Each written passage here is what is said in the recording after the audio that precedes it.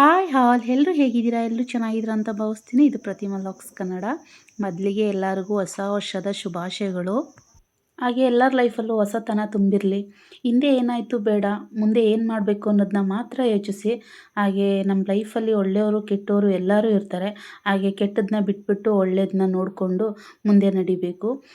ನಮ್ಮ ಬಗ್ಗೆ ಯಾರು ಕೆಟ್ಟದಾಗಿ ಮಾತಾಡ್ತಾರೋ, ಕೆಟ್ಟದಾಗಿ ಆಲೋಚನೆ ಮಾಡ್ತಾರೋ ಅದನ್ನು ತಲೆಯಲ್ಲಿ ಇಟ್ಕೊಳ್ದಂಗೆ ನಾವು ಒಳ್ಳೇದನ್ನ ಆಲೋಚನೆ ಮಾಡಿಕೊಂಡು ಎಲ್ಲನೂ ದೇವ್ರ ಮೇಲೆ ಭಾರ ಹಾಕಿ ದೇವ್ರನ್ನ ನಂಬಿ ನಾವು ದಾರಿ ಸಾಗಿಸ್ಬೇಕು.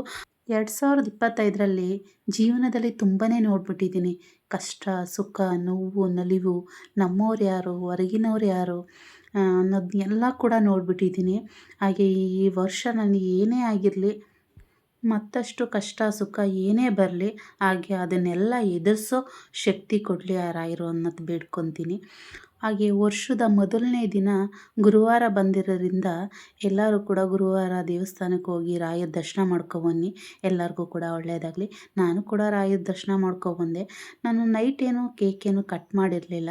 ಹಾಗೆ ಬೆಳಿಗ್ಗೆ ದೇವಸ್ಥಾನಕ್ಕೆ ಹೋಗಿ ಬಂದು ರಾಯರ ಆಶೀರ್ವಾದ ತಗೊಂಡು ಮನೆಗೆ ಬಂದು ಮಕ್ಕಳ ಜೊತೆ ನಾನು ಕೂಡ ಕೇಕ್ ಕಟ್ ಮಾಡಿ ಮನೇಲಿ ಸಿಂಪಲಾಗಿ ಒಂದು ಸಿಹಿ ಅಡುಗೆ ಮಾಡಿದ್ದೆ.